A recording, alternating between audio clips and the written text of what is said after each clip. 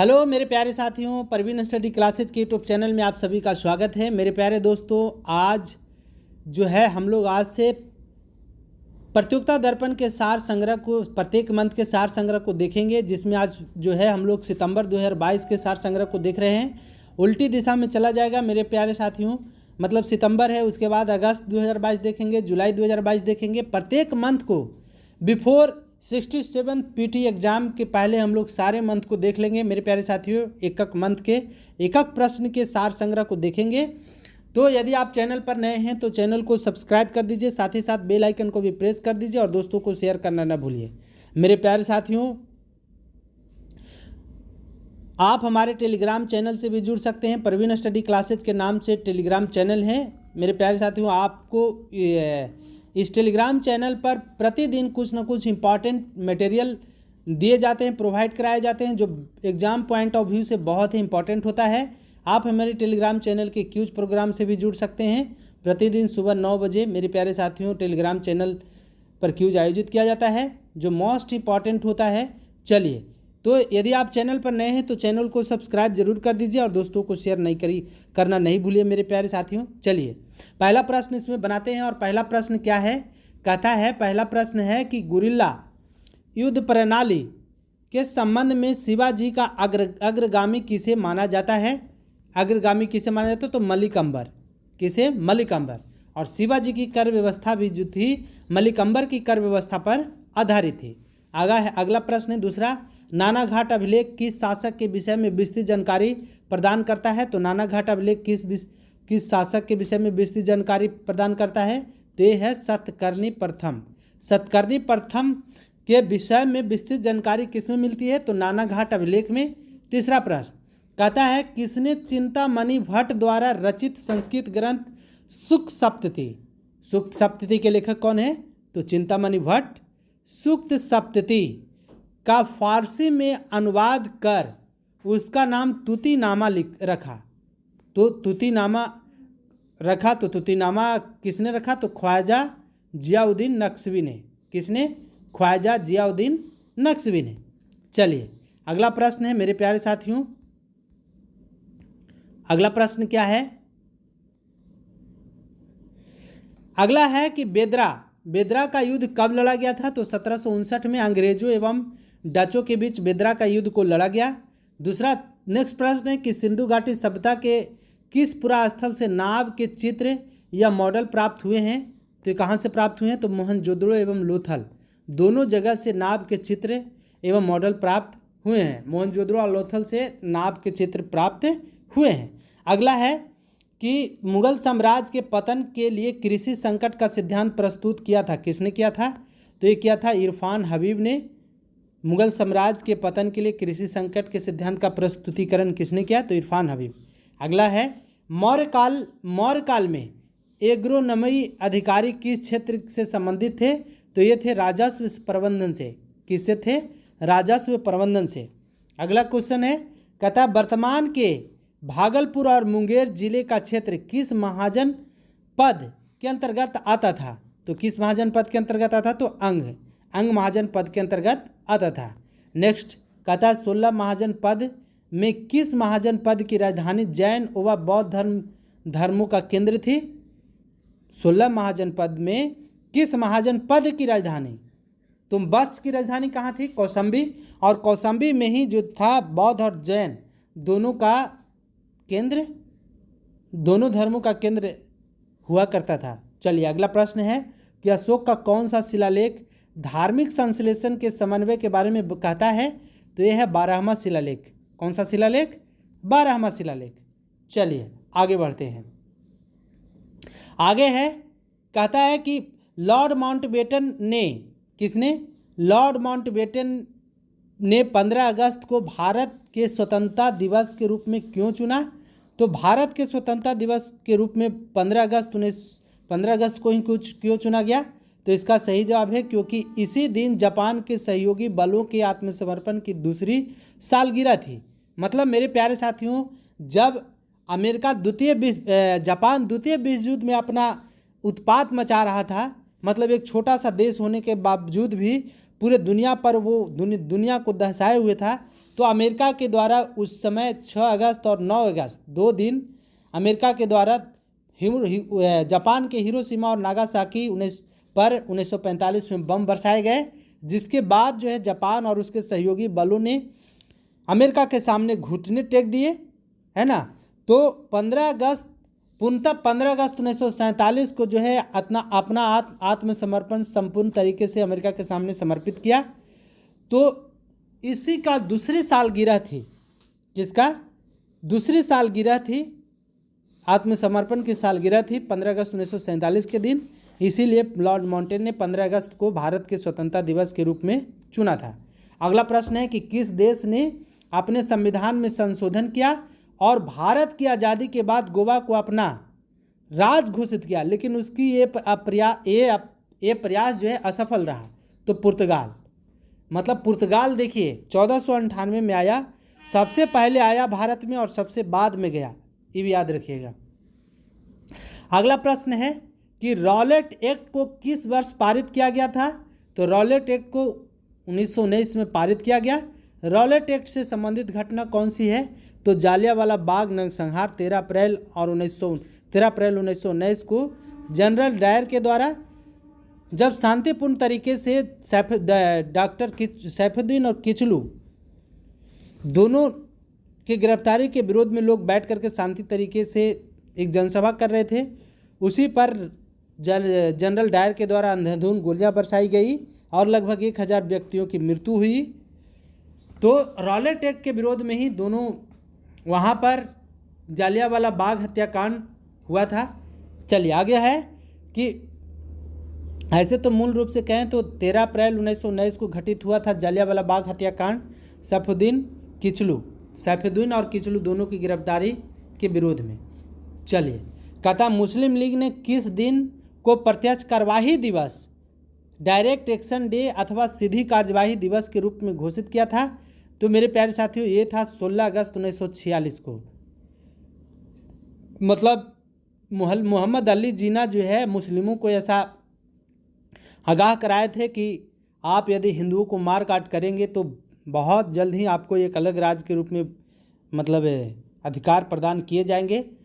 और बंगाल के एक मुख्यमंत्री था सुहरावर्दी करके, उनके उकसाने के बाद हिंदू और मुस्लिम के बीच जो है बहुत ही बड़ा राइट कहें या मारकाट उत्पन्न हो गया था। मारकाट की उत्पन्न स्थिति, उसमें प्रतिदिन बहुत सारे मुस्लिमों के जगह पर हिंदू मारे जाते थे और हिंदुओं के जगह पर मुस्लिम मारे जाते थे। तो इस तरह की घटना हुई।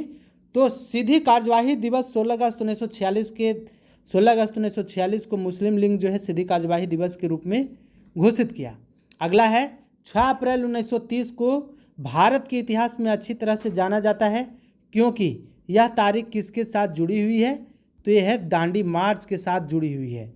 मेरे प्यारे साथियों 12 मार्च 1930 को गांधी जी अपने 79 समर्थकों के साथ 378 किलोमीटर की दूरी तय किए थे पैदल। और 6 अप्रैल 1930 को जो है नमक कानून को तोड़े थे। तो 6 अप्रैल 1930 का दिन जो है दांडी मार्च से संबंधित है। 12 मार्च को शुरू हुआ था, टोटल 24 दिन की यात्रा हुई थी। चलिए, भारत में सांप्रदायिक निर्वाचन मंडल की प्रणाली सबसे पहले किस अधिनियम द्वारा शुरू की गई थी। तो मिंटो मार्ले सुधार 1909। मिंटो भारत सचिव था और भारत का उस समय वायसराय कौन था, मार्ले। तो मार्ले मिंटो मार्ले कहें, मिंटो मार्ले 1909। सांप्रदायिक निर्वाचन मंडल मतलब अलग अलग, हिंदुओं के लिए अलग और मुस्लिमों के लिए अलग। अगला प्रश्न है, आगे देखते हैं। आगे है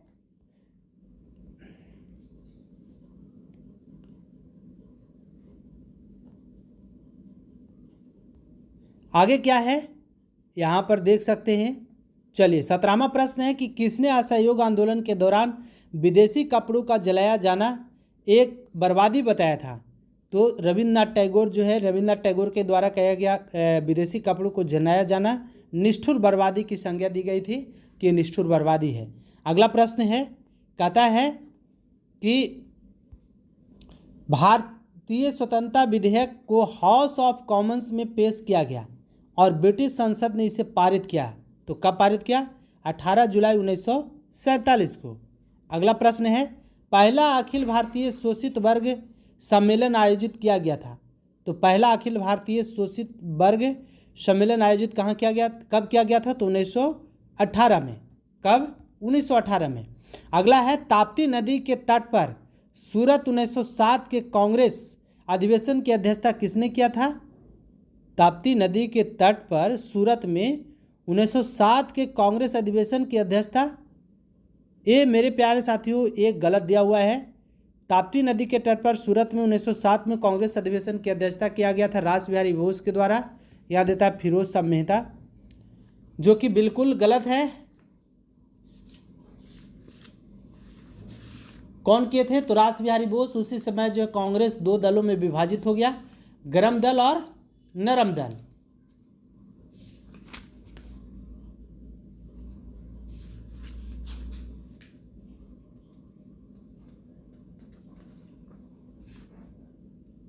चलिए आगे बढ़ते हैं।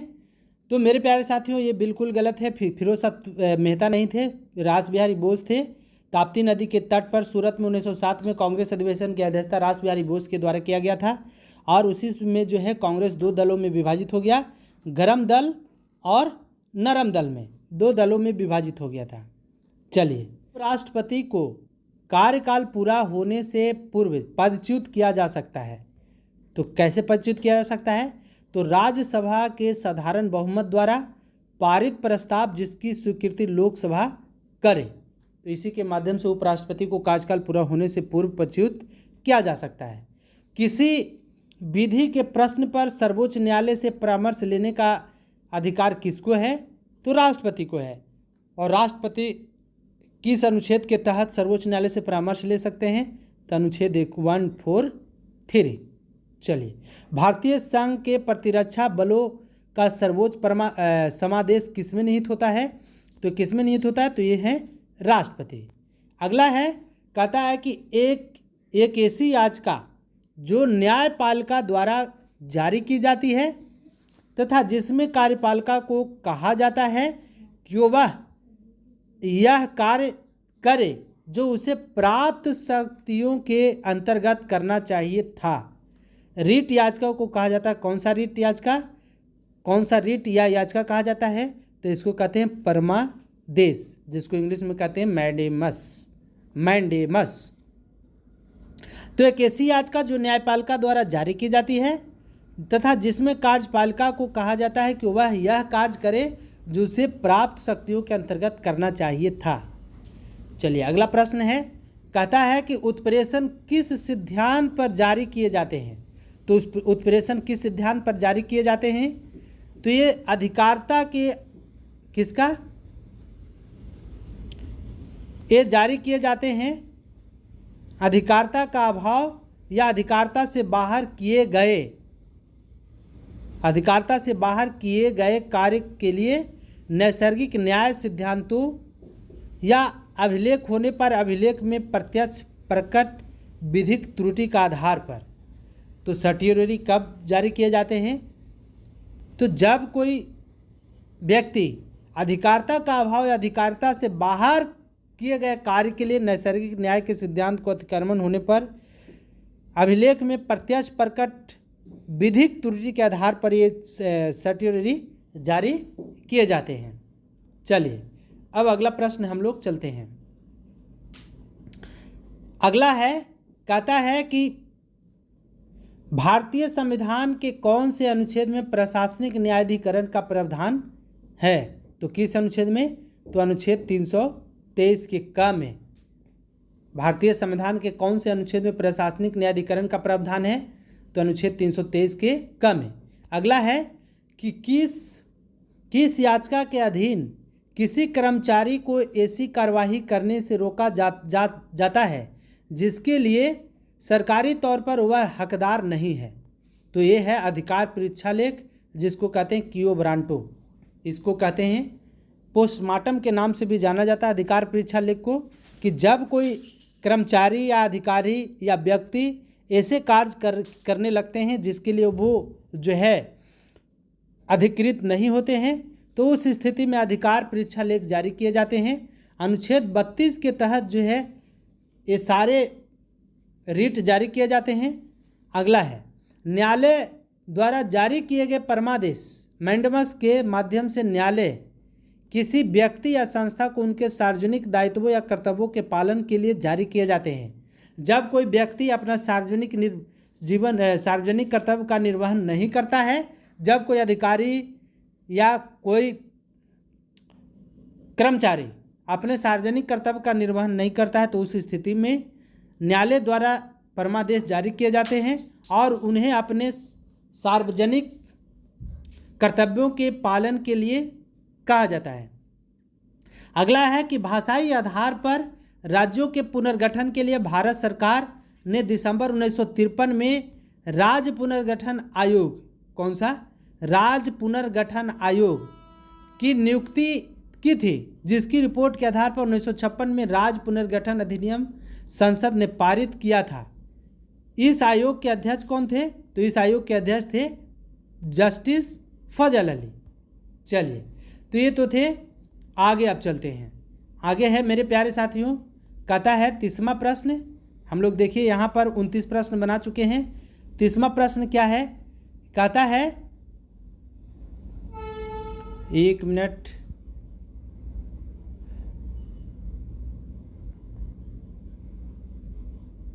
चलिए, कहता है कि भारतीय संविधान का कौन सा अनुच्छेद अल्पसंख्यकों को अपने मनपसंद शिक्षण संस्थाओं को स्थापित तथा संचालित करने का अधिकार को संरक्षण प्रदान करता है? तो अनुच्छेद है 30। अनुच्छेद 30 के तहत कोई भी अल्पसंख्यक वर्ग अपने मनपसंद का स्कूल या शिक्षण संस्थान खोल सकता है और चला सकता है। आगे है, अब चलिए भारत एवं विश्व का भूगोल। भूगोल से प्रश्न है, भूगोल से भी प्रश्न को देखेंगे मेरे प्यारे साथियों। पहला है कि वेनेजुएला महासागरीय धारा है, तो कैसी धारा है? तो गर्म है या उष्ण है? तो ठंडी जलधारा है, मतलब शीत जलधारा है। और वेनेजुएला की जलधारा जो है अटलांटिक महासागर की जलधारा है, दक्षिणी अटलांटिक महासागर की जलधारा है वेनेजुएला की जलधारा। और कैसी जलधारा है? तो ठंडी जलधारा। आगे है कि डॉगर बैंक जो एक महत्वपूर्ण मत्स्य क्षेत्र जाना जाता है, किस सागर में स्थित है? तो किस सागर में स्थित है? तो उत्तर सागर में स्थित है। कौन? डॉगर बैंक। डॉगर बैंक जो एक महत्वपूर्ण मत्स्य क्षेत्र जाना जाता है, किस सागर में स्थित है? तो ये है उत्तर सागर में। अगला प्रश्न है, कहता है कि किबुल लामजाओ राष्ट्रीय उद्यान किस झील में अवस्थित है? तो लोकटक झील में। कौन से झील में? लोकटक। और लोकटक झील कहाँ है? तो मणिपुर। तो मणिपुर के लोकटक झील में किबुल लामजाओ राष्ट्रीय उद्यान स्थित है। अगला है, भारत में किस धार्मिक समूह का सर्वाधिक नगरीय भाग है? तो जैन धर्म का। किस धर्म का? जैन धर्म का सर्वाधिक नगरीय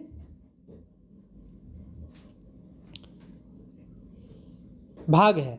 भारत में किस धार्मिक समूह का सर्वाधिक भाग नगरीय है? मतलब मैक्सिमम लोग नगर में रहते हैं। तो किस धर्म के लोग? तो जैन धर्म के लोग, याद रखिएगा। अगला है तसो मुरारी ग्लेशियर वेटलैंड। तसो मुरारी ग्लेशियर वेटलैंड के किस राज्य में स्थित है? देश के किस राज्य में? तो भारत के किस राज्य में स्थित है? तो जम्मू कश्मीर। तसो मुरारी ग्लेशियर वेटलैंड जम्मू कश्मीर में स्थित है। अगला है काराकुम मरुस्थल। काराकुम मरुस्थल किस देश में स्थित है? तो तुर्कमेनिस्तान। कहाँ है? तुर्कमेनिस्तान में स्थित है। बेजा निर्जातीय समूह पाया जाता है। तो बेजा निर्जातीय समूह कहाँ पाया जाता है? तो मिस्र में पाया जाता है, ये भी याद रखिए। अगला है पगलाडिया बांध परियोजना किस राज्य में स्थित है? तो पगलाडिया बांध परियोजना किस राज्य में स्थित है? तो ये है असम के बक्सा जिले में पगलाडिया नदी पर। पगलाडिया नदी पर। तो पगलाडिया बांध परियोजना कहाँ स्थित है? तो पगलाडिया बांध परियोजना स्थित है असम के बक्सा जिले में पगलाडिया नदी पर। अगला जनसांख्यिकीय लाभांश क्या है? तो 15 से 59 वर्ष की कार्यशील जनसंख्या को जनसांख्यिकीय लाभांश कहते हैं। अगला है शनि ग्रह के वायुमंडल में कौन सी गैस सबसे अधिक मात्रा में पाई जाती है? तो ये पाया जाता है कौन? मीथेन। और मीथेन को मार्स गैस के नाम से भी जाना जाता है। CH4 जिसका अणुसूत्र होता है। जुगाली करने वाले जानवर दलदली जगहों, मक्का के पौधे इत्यादि जगह से मार्स गैस की प्राप्ति होती है। चलिए अगला प्रश्न है, आप पर्यावरण एवं जैव विविधता से देखेंगे। पर्यावरण एवं जैव विविधता क्या है से कितने प्रश्न हैं, तो 41 से 50, लगभग 10 प्रश्न इसमें भी हैं। कहता है कि सल्फर डाइऑक्साइड प्रदूषण, कौन सा? सल्फर डाइऑक्साइड प्रदूषण मतलब SO2 जिसका फॉर्मूला होता है। सल्फर डाइऑक्साइड प्रदूषण हेतु जैविक सूचकांक संकेत के रूप में किसे प्रयोग किया जाता है, तो लाइकेन ही जो है सल्फर डाइऑक्साइड के प्रदूषण को बताता है। चलिए, और लाइकेन का एक गुण है कि जहाँ प्रदूषण नहीं होगा वहीं पर ये उगता है, और लाइकेन जो है शैवाल का सहजीवी प्राणी है। अगला है कि स्ट्रेटोस्फीयर में पाए जाने वाली ओजोन की मोटाई नापी जाती है, तो डॉप्सन इकाई से नापी जाती है, डॉप्सन यूनिट से नापी जाती है। किसकी इकाई? तो स्ट्रेटोस्फीयर मतलब समताप मंडल में ओजोन की मोटाई नापी जाती है, तो डॉप्सन इकाई से। अगला है कि प्लास्टिक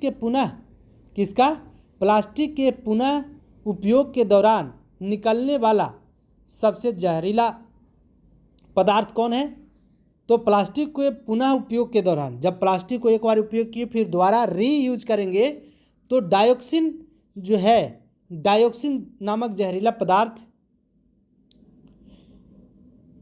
मिलता है। अगला प्रश्न है, कहता है कि राष्ट्रीय स्वच्छ वायु कार्यक्रम केंद्र सरकार द्वारा किस वर्ष जो है प्रारंभ किया गया है, तो किस वर्ष प्रारंभ किया गया? राष्ट्रीय स्वच्छ वायु कार्यक्रम तो 2019 में प्रस्तुत किया गया या प्रारंभ किया गया। अगला प्रश्न है कि बादलों का आकार निर्भर करता है, तो बादलों का आकार किस पर निर्भर करता है, तो बाष्पीकरण के चक्र पर बादलों का आकार निर्भर करता है। चलिए अगला प्रश्न है, कहता 1983 में कर्नाटक में चिपको आंदोलन के तर्ज पर पर्यावरण संरक्षण के लिए कौन सा आंदोलन चलाया गया था, तो अपीको आंदोलन। कौन सा आंदोलन? अपीको आंदोलन। 1983 में कर्नाटक में चिपको आंदोलन की तर्ज पर पर्यावरण के संरक्षण के लिए कौन सा आंदोलन चला गया, तो अपीको आंदोलन। अगला है, जल की उच्च जैविक ऑक्सीजन की मांग क्या संकेत करती है, तो ये संकेत करती है माइक्रोबियल प्रदूषण का उच्च स्तर। किसका? माइक्रोबियल की प्रदूषण का उच्च स्तर। अगला है, फ्लाई ऐश अपशिष्ट उत्पादित होता है, तो किससे उत्पादित होता है, तो थर्मल पावर प्लांट्स जो है फ्लाई ऐश अपशिष्ट उत्पादित होता है। अगला है, पर्यावरण शिक्षा केंद्र सेंटर फॉर एनवायरमेंटल एजुकेशन स्थित है कहाँ, तो पर्यावरण शिक्षा केंद्र जो है अहमदाबाद में स्थित है। कहाँ स्थित है? अहमदाबाद में। कलेसर राष्ट्रीय उद्यान कहाँ स्थित है, तो कलेसर राष्ट्रीय उद्यान है हरियाणा में। ये भी याद रखिए, कलेसर राष्ट्रीय उद्यान। अगला प्रश्न, और अब आता है भारतीय अर्थव्यवस्था। तो भारतीय अर्थव्यवस्था में पहला प्रश्न है, कहता है कि सर्वप्रथम सीमांत व्यक्ति मार्जिनल मैन की संकल्पना का प्रतिपादन किसने किया था, तो ये किए थे रॉबर्ट ई पार्क ने। किसने किए थे? रॉबर्ट ई पार्क ने। अगला प्रश्न है,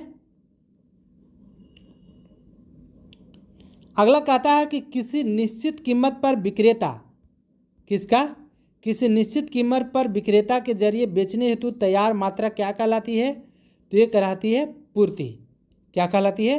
पूर्ति। चलिए आगे बात करते हैं। अगला है,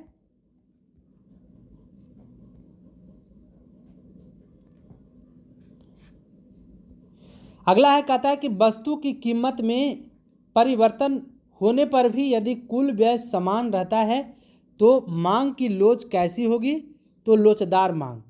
मेरे प्यारे साथियों, वस्तु की कीमत में परिवर्तन होने पर भी यदि कुल व्यय समान रहता है तो मांग की लोच कैसी होगी, तो लोचदार मांग होगी। अगला है कि किसी वस्तु की कीमत में परिवर्तन होने पर भी मांगी जाने वाली मात्रा यदि अपरिवर्तित रहती है तो मांग की लोच कैसी होती है, तो ये होती है लोचदार मांग। कैसी? लोचदार मांग। अगला कहता है कि प्रथम 55 प्रश्न है, 55 देखेंगे कि प्रथम योजना काल 1951 से 56 का मॉडल किस अर्थशास्त्री के मॉडल पर आधारित है? तो मतलब प्रथम पंचवर्षीय योजना जो है हेरोल्ड डोमर मॉडल के सिद्धांत पर आधारित है प्रथम पंचवर्षीय योजना। द्वितीय पंचवर्षीय योजना पीसी महालनोबिस के सिद्धांत पर आधारित है। चलिए अगला है कि 56 विकास की हिंदू दर अवधारणा दी गई थी किसके द्वारा? तो राजा कृष्ण के द्वारा विकास की हिंदू दर अवधारणा दी गई थी। अगला प्रश्न है कि उपभोक्ता को अपनी आय को इस प्रकार से खर्च करना चाहिए कि सभी मदों की अंतिम इकाई से प्राप्त सीमांत बराबर हो जाए। तो ये कौन सा नियम है? तो इसको कहते हैं सम सीमांत उपयोगिता का नियम। उपभोक्ता को अपनी आय को इस प्रकार से खर्च करना चाहिए कि सभी मदों की अंतिम इकाई से प्राप्त सीमांत बराबर हो। तो यह कौन सा नियम है? तो सम सीमांत उपयोगिता का नियम। अगला है 58 कि राष्ट्रीय अर्थव्यवस्था संपूर्ण अवस्था की समस्या के समाधान हेतु किस अर्थशास्त्र का अध्ययन किया जाता है? तो समष्टि अर्थशास्त्र। मतलब इसमें समष्टि अर्थशास्त्र में समस्या मतलब संपूर्ण अर्थव्यवस्था की समस्या के समाधान के लिए इसका अध्ययन किया जाता है। अगला प्रश्न है अर्थशास्त्र की किस शाखा में एक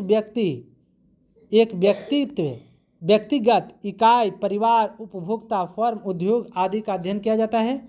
तो व्यष्टि अर्थशास्त्र में। तो अर्थशास्त्र की किस शाखा में एक व्यक्तिगत इकाई, परिवार, उपभोक्ता, फर्म, उद्योग आदि का अध्ययन किया जाता है? तो व्यष्टि अर्थशास्त्र में। अगला है राजकोषीय नीति का आधारभूत लक्ष्य क्या है? तो राजकोषीय नीति का आधारभूत लक्ष्य है स्थिरता के साथ तीव्र विकास। किसके साथ? स्थिरता के साथ तीव्र विकास। चलिए अब आते हैं हम लोग सामान्य विज्ञान एवं तकनीकी से। अगला प्रश्न 61 से।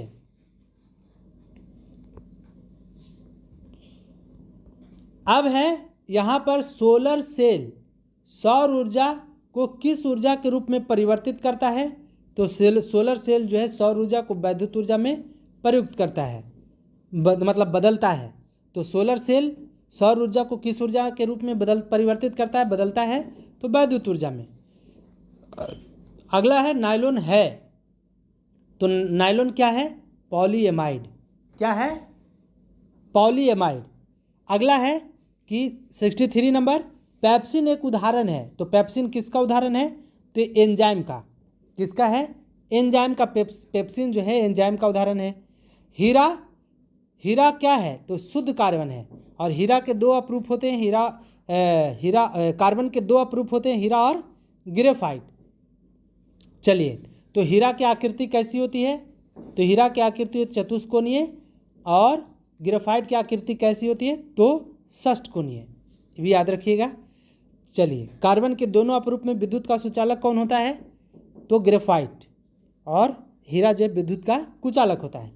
आगे कहता है कि रक्त में पाए जाने वाली कणिकाएं किसका संबंध रोग प्रतिरोधक क्षमता से है? रक्त में पाए जाने वाली कणिकाएं जिसका संबंध रोग प्रतिरोधक क्षमता से है तो WBC। और WBC को शरीर का पुलिसमैन के नाम से जाना जाता है। मतलब ये जो है WBC जो है हम लोगों को सारे रोगों से प्रतिरक्षा करता है।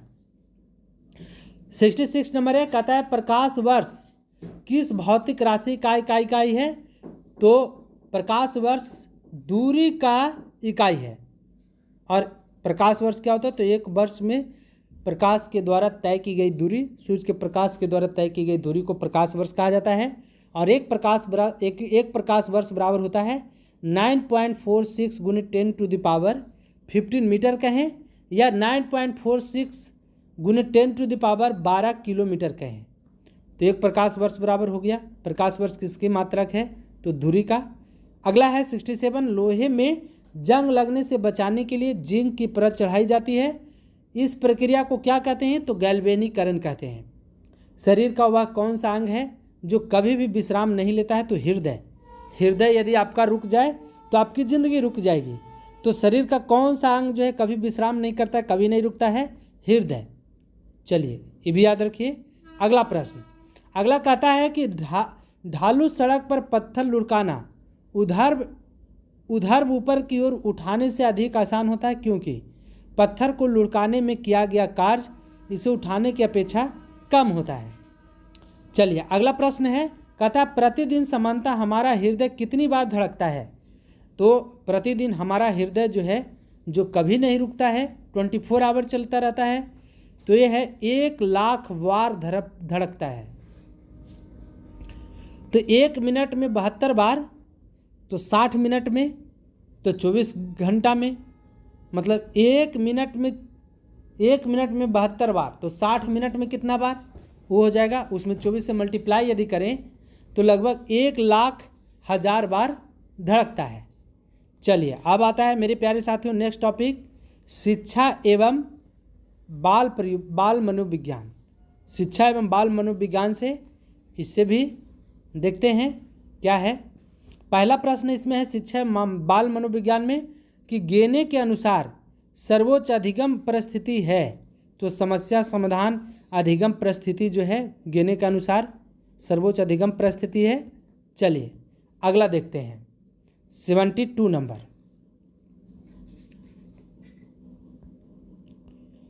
72 नंबर में है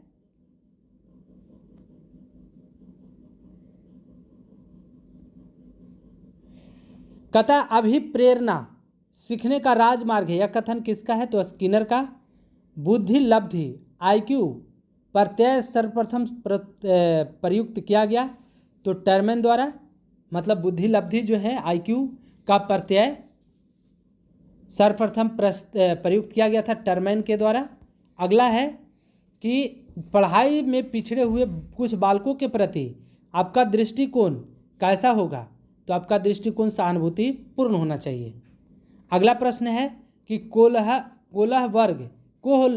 वर्ग के अनुसार एक शिक्षक बच्चों में नैतिकता मूल्य पैदा कर सकता है। तो कैसे नैतिकता मूल्य पैदा कर सकते हैं, तो नैतिकता मूल्यों पर विचार विमर्श किस पर, नैतिकता मूल्यों पर विचार विमर्श में उनको शामिल करिए और विचार विमर्श नैतिकता मुद्दों पर करिएगा, तो उनमें नैतिकता मूल्य जो है पैदा होगी। अगला है कहता है पियाजे का सिद्धांत संबंधित है। तो पियाजे का सिद्धांत किससे संबंधित है, बाल के संज्ञानात्मक विकास से। अगला है मूल्यांकन प्रक्रिया के मुख्य पद हैं। तो मूल्यांकन प्रक्रिया के मुख्य पद हैं शैक्षिक उद्देश्य, सीखने के अनुभव और व्यवहारात्मक परिवर्तन। अगला है कि पियाजे के ज्ञानात्मक विकास की प्रथम अवस्था विजय पाने से संबंधित है। तो वस्तु पर पियाजे के ज्ञानात्मक विकास की प्रथम अवस्था विजय पाने से संबंधित है, तो वस्तु पर। अगला प्रश्न है बुद्धि के वह कौन से कारक हैं जो गार्डनर के बहुबुद्धि सिद्धांत से संबंधित है। तो यह भाषाई बुद्धि, तार्किक गणितीय बुद्धि, संगीतमय बुद्धि और शारीरिक गतिकी बुद्धि, स्थानिक बुद्धि, पारस्परिक बुद्धि और अंतराव्यक्तिक बुद्धि। ये जो है बुद्धि के वह कौन से कारक हैं जो गार्डनर के बुद्धि सिद्धांत से संबंधित है। तो इतने सारे हैं। अगला कहता है बाल केंद्रित शिक्षा का अर्थ है बच्चे के अनुभव, उनके स्वरों और उनकी सक्रियता सहभागिता को प्राथमिकता देना। आप चलिए आते हैं, अगला टॉपिक है संप्रेषण संचार। संप्रेषण संचार से भी 10 प्रश्न है आपको। कहता है कि संप्रेषण प्रक्रिया में किसी घटना में काम करने वाले व्यक्तियों एवं प्रबंधन वर्ग के परस्पर संबंध को कहते हैं मानवीय संबंध। मतलब संप्रेषण प्रक्रिया में किसी घटना में काम करने वाले व्यक्तियों एवं प्रबंधन वर्ग के परस्पर संबंध को क्या कहते हैं, तो मानवीय संबंध। अगला प्रश्न है संचार के मुख्य रूप से कितने तत्व होते हैं, तो 3 होते हैं, संप्रेषक, संदेशज एवं संप्रेय। तो संचार के मुख्य रूप से कितने तत्व हैं, 3, संप्रेषक, संदेशज, संप्रेय। अगला प्रश्न है कि जब 2 या 2 से अधिक व्यक्ति आपस में संचार करते हैं तो वो कहलाता है, क्या कहलाता है, तो अंतर्वैयक्तिक संचार। क्या कहलाता है, अंतर्वैयक्तिक संचार। अगला प्रश्न है किसी समूह या संगठन में संप्रेषण के प्रमुख का प्रकार है, क्या प्रकार है? तो सदस्यों के व्यवहार को नियंत्रित करना, भावनाओं को संवेगात्मक अभिव्यक्ति का अवसर प्रदान करना। अगला है कि एनकोडिंग चैनल एवं डिकोडिंग किस सिद्धांत के बुनियादी घटक हैं? तो ये हैं संचार सिद्धांत के। किस सिद्धांत के? संचार सिद्धांत के। अगला है कि संदेश भेजने की क्रियाओं के व्यवस्थीकरण, स्वरूप और ढंग को कहते हैं क्या? तो संप्रेषण प्रक्रिया। कौन सी प्रक्रिया? संप्रेषण प्रक्रिया। आगे कहता है कि संप्रेषण प्रक्रिया में किसी संगठन में काम करने वाले व्यक्तियों एवं प्रबंध वर्ग के परस्पर संबंध को क्या कहते हैं? तो मानवीय संबंध। कौन सा संबंध? मानवीय संबंध। अगला प्रश्न 88, जटिल समस्याओं की स्थिति में समूह निष्पादन उच्चतर होता है। तो समयोन्मुख नेटवर्क में, किसमें? समयोन्मुख नेटवर्क में जो है जटिल समस्याओं की स्थिति में समूह निष्पादन उच्चतर होता है। कालिक संप्रेषण का अध्ययन जाना जाता है तो किसके नाम से जाना जाता है? किसके रूप में? तो क्रोनेमिक्स के रूप में जाना जाता है। अगला है संप्रेषण अंत प्रक्रिया के रूप में परिप्रेक्ष्य के अनुसार प्रतिपुष्टि क्या है? प्रतिपुष्टि तो कभी कभी गैर इरादतन होती है। क्या होती है? तो कभी कभी गैर इरादतन होती है। मेरे प्यारे साथियों, ये सारे वाचन जो है आपको जो प्रतियोगिता दर्पण में दिया हुआ है उसी को किया जा रहा है। चलिए हम लोग 91 प्रश्न में आ गए हैं। खेल से संबंधित है। कहता तैराकी के स्विमिंग पूल में कितने लेन होते हैं? बहुत ही मोस्ट इंपॉर्टेंट प्रश्न है। तो तैराकी के स्विमिंग पूल में कितने लेन होते हैं? तो 8 होते हैं। कितने होते हैं? 8। अगला है सिल्ली पॉइंट, गली पॉइंट, ये सब किस खेल से संबंधित है? मिड ऑन, तो ये सब है मिड विकेट, क्रिकेट से संबंधित है। तो सिल्ली पॉइंट क्रिकेट से संबंधित है। अगला कहता है टेनिस में ग्रैंड स्लैम जीतने के लिए खिलाड़ी को कौन सा टूर्नामेंट समूह जीतना जरूरी है? तो टेनिस में ग्रैंड स्लैम जीतने के लिए खिलाड़ियों को कौन सा टूर्नामेंट समूह जीतना जरूरी होता है? तो ऑस्ट्रेलियाई open, Wimbledon open, French open, US open, सब यदि चारों यदि जीतते हैं तो ग्रैंड स्लैम जीतने वाला खिलाड़ी के नाम से वो जाना जाते हैं। अगला कहता है विश्वविख्यात रौले गारो का संबंध, विश्वविख्यात रौला गैरो का संबंध किस खेल से है? तो लॉन टेनिस से है। अगला है कहता है कि बारावती स्टेडियम कहाँ अवस्थित है? तो कटक में। हम लोग सब जानते हैं कि कटक में बारावती स्टेडियम है। आगे है भारत की सबसे पुरानी फुटबॉल स्पर्धा कौन सी है? तो डूरंड है। और कब शुरू हुआ? तो 1988 में। ये भी याद रखिए कि 1988 में जो भारत की सबसे पुरानी फुटबॉल संस्था की स्थापना हुई डूरंड कप की। आगे है कि भारत की प्रथम महिला क्रिकेट अंपायर कौन बनी? तो अंजलि राजगोपाल। भारत की प्रथम महिला क्रिकेट अंपायर कौन बनी? तो अंजलि राजगोपाल। भारतीय क्रिकेट का भीष्म पितामह किसे कहा जाता है? तो सीके नायडू को भारतीय क्रिकेट का भीष्म पितामह कहा जाता है। स्केटिंग खेले जाने वाले परिसर को क्या कहते हैं? तो रिंक कहते हैं। क्या कहते हैं? रिंक। अगला प्रश्न है कि ओलंपिक खेलों में व्यक्तिगत स्पर्धा में भारत के लिए प्रथम स्वर्ण पदक प्राप्त करने वाला खिलाड़ी कौन थी? तो अभिनव बिंद्रा 2008 में निशानेबाजी में जो है स्वर्ण पदक जीते थे। तो व्यक्तिगत रूप से पहला स्वर्ण पदक किसने जीता? अभिनव बिंद्रा ने। चलिए आगे बढ़ते हैं। अगला प्रश्न क्या है? कृषि से संबंधित है और इसमें कृषि में पहला प्रश्न क्या है? तो सेंट्रल टोबैको, कृषि से संबंधित सेंट्रल टोबैको रिसर्च सेंटर कहाँ स्थित है? तो राजमुंदरी में स्थित है। कहाँ है? राजमुंदरी। गेहूं का काला टिक्का रोग, ब्लैक टिक डिजीज किसके कारण होता है? तो फफूंद के कारण होता है। किसके कारण? फंगस के कारण या फफूंदी के कारण। सिल्वीकल्चर, सिल्वीकल्चर के अंतर्गत किसका अध्ययन किया जाता है?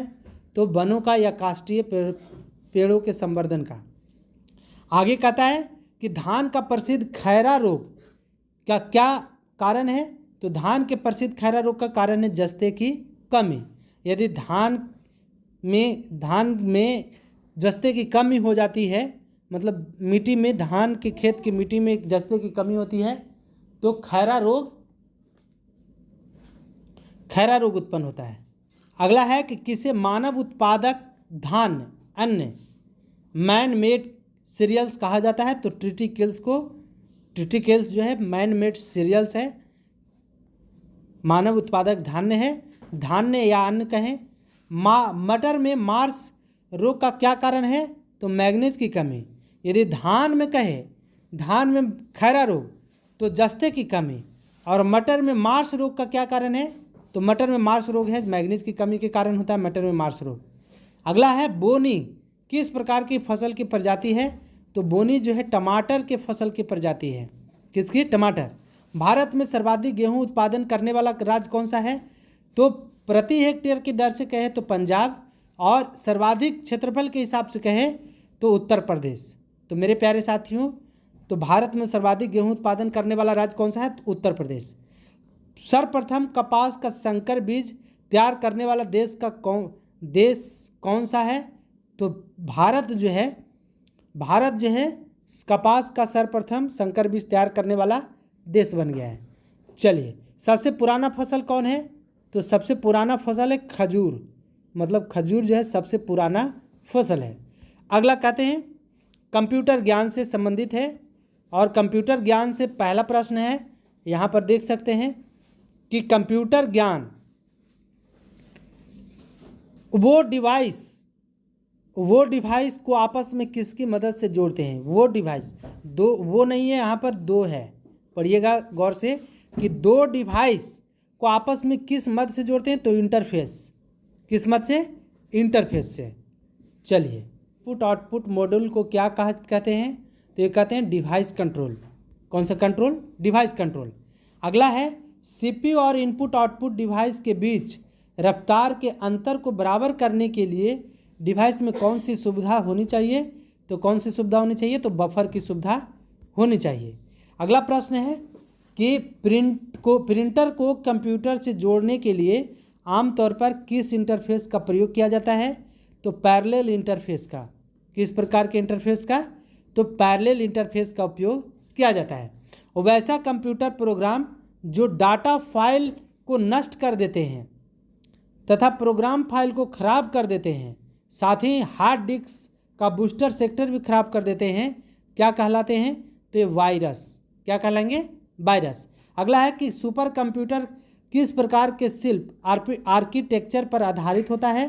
तो नॉन वॉन न्यूमैन के डिजाइन पर स्थित है। नॉन वॉन न्यूमैन के डिजाइन पर सुपर कंप्यूटर आधारित है। भारत में प्रथम व्यावसायिक कंप्यूटर कब स्थापित किया गया? तो 1961 में भारत में सर्वप्रथम व्यावसायिक कंप्यूटर स्थापित किया गया। अगला प्रश्न है मदरबोर्ड के जिस भाग में इनपुट और आउटपुट कार्ड लगाते हैं उसे क्या कहते हैं? तो एक्सपेंशन स्लॉट कहते हैं। क्या कहते हैं? Expansion slot. आगे है अगला प्रश्न।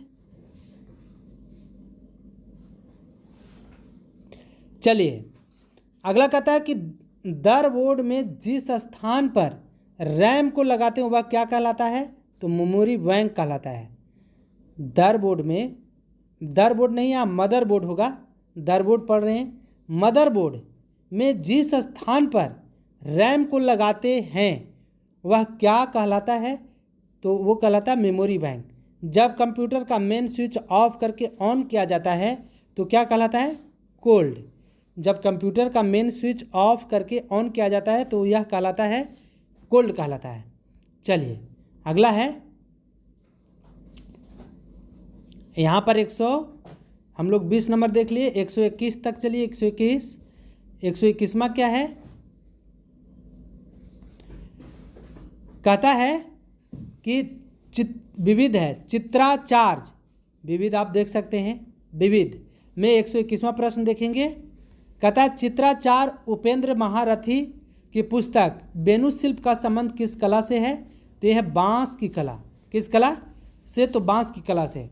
आकाशवाणी AIR ने अपने मूल नाम इंडियन ब्रॉडकास्टिंग कंपनी से काम करना कब प्रारंभ किया? तो 1927 से जो है Akashvani AIR all India radio ने अपने मूल नाम इंडियन ब्रॉडकास्टिंग कंपनी के नाम से कार्य करना प्रारंभ किया। संगीत रंगमंच का प्रसिद्ध लोकरूप लावनी किस राज्य से संबंधित है? तो यह है महाराष्ट्र से। अगला है कि कबीर हिंदी की किस स्थानीय भाषा में लिखते थे? कबीर हिंदी की किस स्थानीय भाषा में? तो अवधी भाषा में। सितार और बीना पर बजाए गए एक ही स्वर में किसमें अंतर होता है? तो तारत्व और गुणता के कारण सितार और बीना की आवाज़ में अंतर होता है। अगला प्रश्न है, कहता है कि चंडीगढ़ का वास्तुविद ली कॉर्बूजियर किस देश का नागरिक था? तो ये फ्रांस के थे। कहाँ के रहने वाले थे? फ्रांस के। पुष्कर मेले का आयोजन कहाँ होता है? तो ये राजस्थान में। और यदि पुष्कर उत्सव की बात करें तो जम्मू कश्मीर में। तो पुष्कर मेला कहाँ? राजस्थान में। सलारगंज संग्रहालय कहाँ स्थित है? तो सलारगंज संग्रहालय स्थित है हैदराबाद में। अगला है, किस राजा ने अकबर के पूर्व तानसेन को संरक्षण दिया था? तो भाटा का राजा रामचंद्र सिंह ने किसे दिया था संरक्षण? तो तानसेन के। तानसेन किसके दरबार में रहता था? अकबर के दरबार में। और अकबर के दरबार में रहने से पहले तानसेन को संरक्षण दिया गया था भाटा के राजा रामचंद्र सिंह के द्वारा। अगला प्रश्न कहता है कि गुरु कैलूचरण महापात्र किस नृत्य शैली में निपुण थे? तो ओडिसी में। किसमें? ओडिसी में। तो ये तो थे मेरे प्यारे साथियों सितंबर 2022 प्रतियोगिता दर्पण के सार संग्रह।